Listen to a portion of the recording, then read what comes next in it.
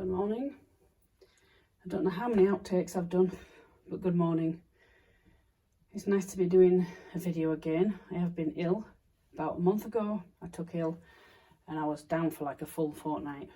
I didn't even want to crochet, which is not like me. Anyway, I'm finally doing a video I wanted to do for a while since I've had this sewing machine. Just to show you, I know most people would know how to do and use a sewing machine, but I thought I'd do this anyway. This one was unusual. Couple of things. I'd forgotten that your power cable comes as one. So there's your port there at the back, at the side, sorry, here. You know, when you put it in and you've got your foot and your power, your plug, it's on kind of one connector in your machine. I'd forgotten about that. Also, what I find fascinating, I'll take you a bit closer. There you go. For this sewing machine, I don't know if any others do it, 2 spool pins. Cool. Personally, I didn't buy it for that. It worked till I unboxed it and I thought, well, why has it got 2? But I suppose if you're using a lot of thread, you can, you know, say if you're going looking for it, you're ready, just thread it again and off you go. One thing I do love about having a new sewing machine, a full-size one, is that this extension table comes off and it's got perfect compartment for your accessories.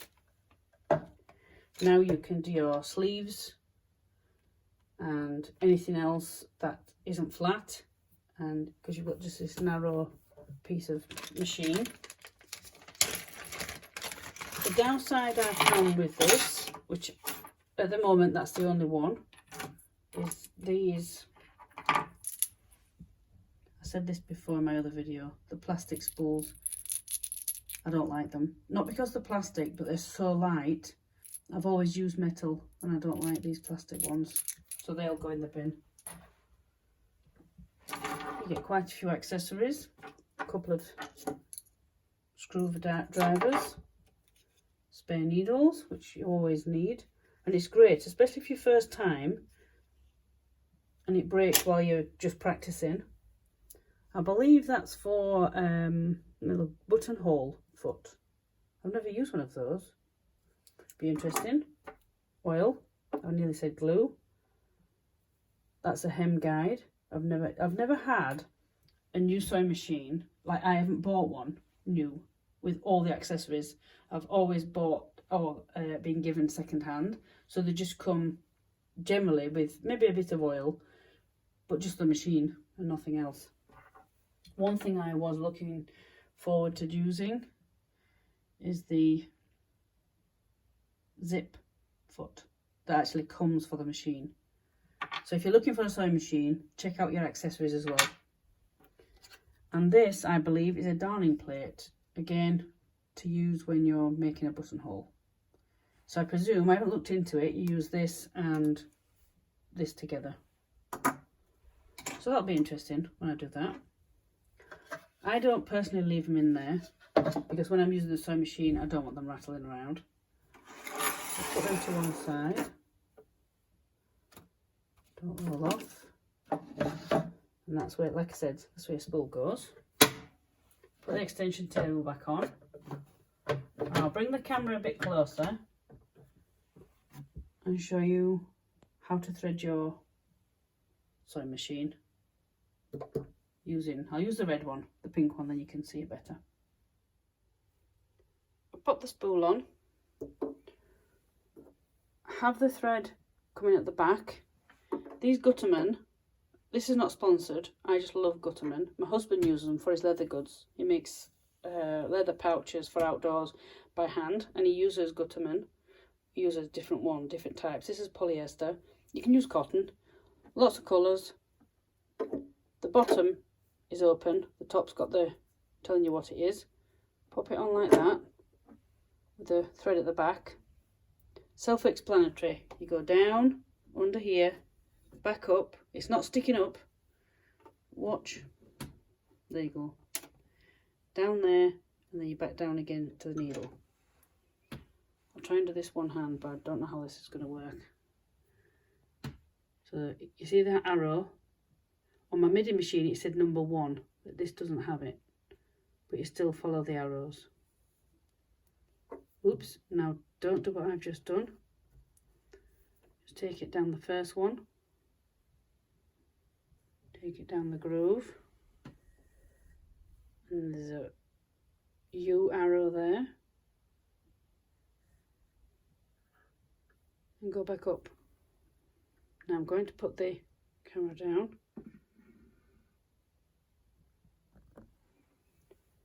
And if you watch my MIDI machine, you had to thread it through.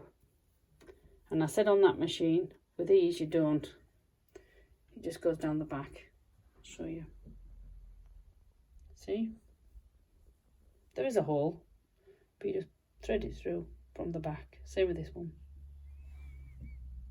If you're like me, you need your goggles on. Blind as a bat without them. For detail work, that's perfect. And I'm going to reset the camera and show you at the bottom of the needle. This may be a little bit wibbly wobbly because I've took the camera off its stand. You will take your thread after you've gone up and down. Doesn't give me a name for this, but on this machine, took it behind this plate here. You see just here, it's picking up on my hand, there's a little shaped piece of metal. You want to tuck the thread around the back of that, and then you're ready to do the needle. Now I'm going to cut this thread so it's blunt and I can get it through the needle with my glasses on. I'll put the camera back on its stand. Now for this part, I don't know if you do it or not, but I personally put my foot down and I've got more room. Take your thread, locate the eye of the needle. See, struggling. Ooh, second time. And gently pull it through. And that's the halfway done threading. Lift your foot and pull it through the back. Okay, so off camera, I have just used this needle threader. I'm going to show you how to do it. How long this will take, but please be patient with me. I'll just set it up and I'll show you how to do it. Okay. I'm hoping this works because the camera keeps picking up my fingers. So the needle threader, and obviously I've turned the machine on so I get some light. The needle threader needs to come down as far as it'll go, and you see how it doesn't spring back up, because it naturally springs back up normally, and that's because inside the eye of the needle here is a tiny piece of metal. I couldn't see it at first, I had to look at the diagram a few times. So what you have to do is make sure the needle is as high to the machine, as far up as it'll go, before it starts popping back down again. So do that. I've only left that like that because it's picking up my hands. And then you bring your needle threader down. The little piece of metal is in the eye of the needle, and that's what you want. Then your thread, you pop under there and under there. And I cannot physically see it. You might see it on camera better. But it's caught on a tiny piece of metal that's now in the eye of the needle. And according to the instructions, all you do, and it did work, is gently pull it through and up. Oh, you see that loop? I've got my scissors handy, so make sure you don't cut your yarn. What I normally use, believe it or not, is a bamboo skewer. I've got one to my left, and that's what I use for little things like this. And that's it. I've never used one of these needle threaders ever. I've had them on the machines, but I've just left them alone. I've never bothered because I've just gone like this and, you know, hope for first time I get through the needle. That's cool, isn't it? So I'll take that out. Again, your needle has to go as high as it will go before it starts coming back down. Leave it there. Bring your thread, needle thread down. I find that's easier than holding it, because I found holding it and trying to get the thread at the same time was wibbly wobbling. And I've only just done this for the camera, so you can see it. Get your thread, take it underneath this bit here. It's a little bit of a, oh dear, get it back in. There's a little bit of a groove. See, things don't go right for me neither. Thread it, don't catch it, but make sure you go under that piece of metal that's sticking in the eye of the needle and just gently pull through, and it'll automatically, your needle thread will go up. Let go of your tail, and there you have it. It's threaded. Cool. I'm impressed. Now I don't struggle. There you go.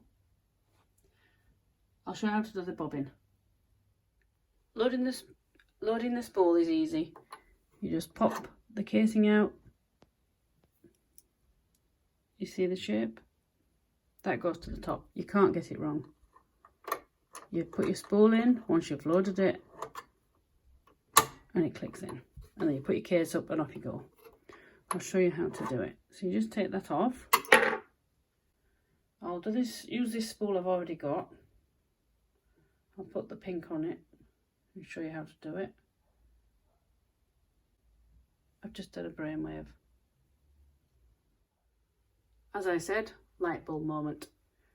2 spool pins, one for your top thread and one to load your bobbin. As you've done with the top thread, make sure your bobbin, your thread, is at the back of your spool.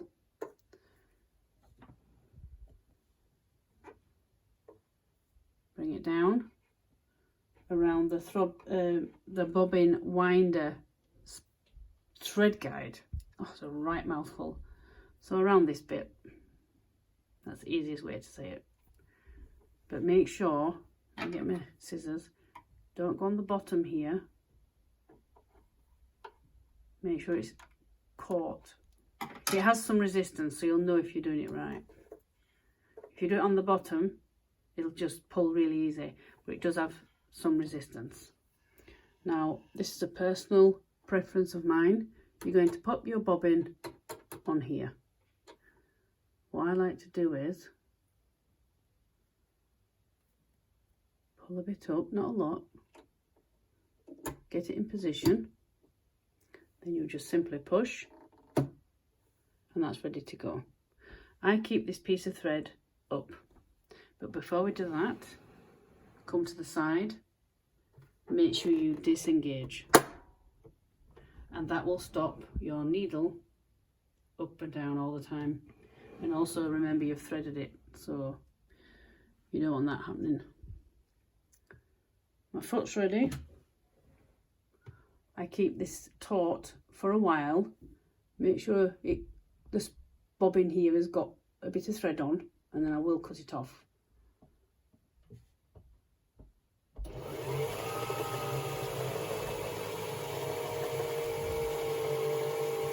Because as you can imagine, it's been going round and round and round, and it just wants to curl.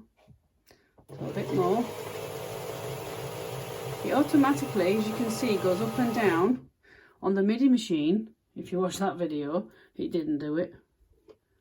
So what I will do now, you just give that a little snip. On the MIDI machine, let me get my skewer. This is what I use, so I'm not going to be cutting my threads. You see how that automatically goes up and down, so it loads the bobbin equally up and down. But on the MIDI machine it didn't do it, so what I had to do was gently, because if you do that and you keep it there, or you keep it down, you can keep it equal amounts. So it's not all bulky at the bottom, it's not all bulky at the top. Put your desired amount on. I would, if I was doing the project, I would fill that up, but not overfill. I wouldn't come, I usually go up to where the holes start. I don't go any more than that. When you've done that, do not forget to engage that handle again, because otherwise your needle won't go up and down. Let's put the bobbin in the machine. Now, if you don't put the bobbin in the right way in the casing and then pop it in, it'll come up. I'll show you how, but you have trouble, as I found out on the MIDI machine. You want the casing showing you where to put the bobbin in. You have this little screw facing up. See that little groove there? You want the thread to go in there. So I'll leave that there like that. Now the bobbin, whether you're left-handed or not, have the thread tail in your right hand and the bobbin in your left. The thread's on the top. Now I'm going to leave the casing down and just pop it in.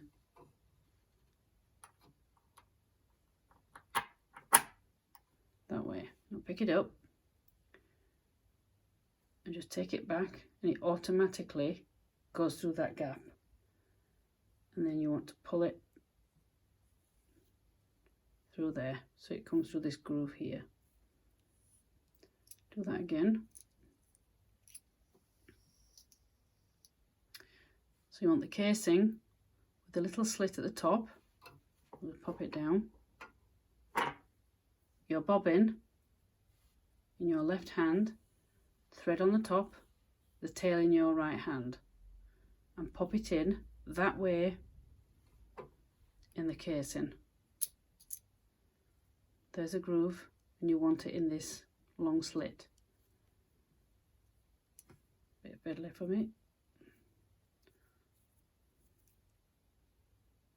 Put it through the groove so it doesn't spin. Hold it gently, gently but forcefully, and then you're in there. And you can't put the casing in the wrong way. Like I said, there's a little groove at the top that this pin here sits in. Locate the middle and it clicks in, and that's it. If you're still unsure, stop the video, go back a little bit, and now I'll show you how to bring the bobbin thread up through the plate. Now for this part, you're going to turn the handle towards yourself by hand. Take your top thread to the left. I presume you can do it to the right, but I've always done it this way. With your handle, turn towards yourself.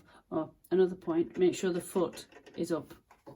The handle on this one is just, most of them are here, or just slightly to the back. And just turn. Can you see underneath? Watch the, you'll see the pink in a minute.